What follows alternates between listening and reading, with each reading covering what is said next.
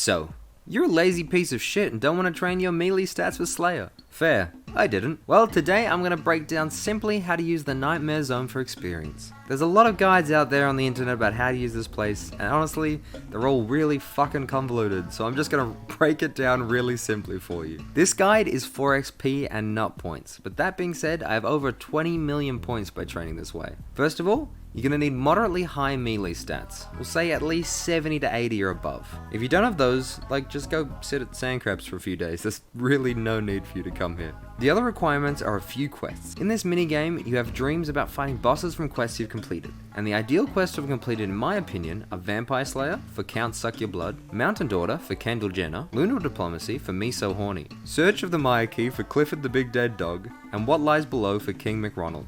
These are the best, but other quest bosses, if you haven't completed those, are also viable. And they are Tree Spirit, Tanglefoot, Khazar Warlord, Black Knight Titan, Bouncer, Black Demon, Treyas Darth, Nazza Struel, Sand Snake, and the Witch's Experiment. These come with some downsides, so if you're after max efficiency and XP for an hour, go for the 5 I stated at the top. You're also going to need to complete the sub-quest of Recipe for Disaster, Freeing the Mountain Dwarf, for our sweet, sweet, supple rock cake. So what you're going to want to do is deposit at least 26k gold into this deposit box. I recommend a lot more than 26k as it costs that per session, but then right-click Dreamcatcher McGee here, select Dream, then select Rumble Hard. Then ignore this cow. I don't know why this cow's here.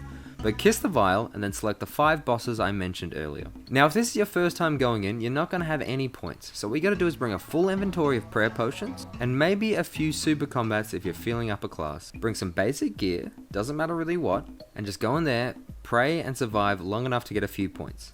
It really doesn't matter if you don't get much, you just want a couple of thousand. Once you die, you can have a few points, yay, so go over to this chest here, select benefits and buy a shit ton of absorption and a few overloads. Now you can go over here to these 3 cake and withdraw as many as you want. If you have a lot, I'd say 3 rows of overloads, so that's about 48 doses, and the rest absorptions. The other items you're going to need is a rock cake. If you've got a lot of HP, you can consider bringing Daroks in for some extra XP an hour, but if you're under about 85 to 90 HP, this really isn't worth it. But bring your best melee gear, your cake, your overloads, and your absorption. Enter the dream, drink 1 dose of overloads. This will deal 50 damage to you while raising your combat stats. Then drink some absorptions, and rock cake all the way down to 1 HP. The reason you rock cake down to 1 HP is that as an enemy hits you, your absorption potion will take the damage instead of you. And if you have 10 health, that hit can take up to 10 points of absorption. So if you stay at 1, each hit can only possibly take 1 point of absorption. A good trick to remain on 1 HP is just as your health is about to tick over to 2, flick the rapid heal prayer. This resets the regen and will leave you at 1. If you accidentally miss the flick though, just rock cake back down. Now, what I like to do with the beauty of Runelight is set my absorption level notifier to 800. Put all the way up, set my overload notification on, and then leave the game in the background. Now, when I need to take a new potion, the wonderful app of Runelight will notify me. Getting XP has never been less effort. I literally leave my character here all day. Even as I'm writing this script, my character's just flicking Kendall Jenner in the nose. Another thing I neglected to mention is the power-ups. Most of them don't really help, so I just ignore them.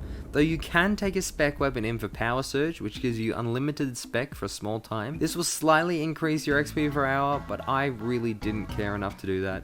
So yeah, just felt like I should have mentioned it. If you want more in-depth and more understanding of the minigame, there are great guides out there, but honestly, all that extra information just confused me when I was first starting out. So I made this just to get straight to the point. I recently used this to get 99 strength, so I know at least a little bit about what I'm talking about. But good luck. Now you don't even need to play the game to play the game. See you next time, you slimy wolf.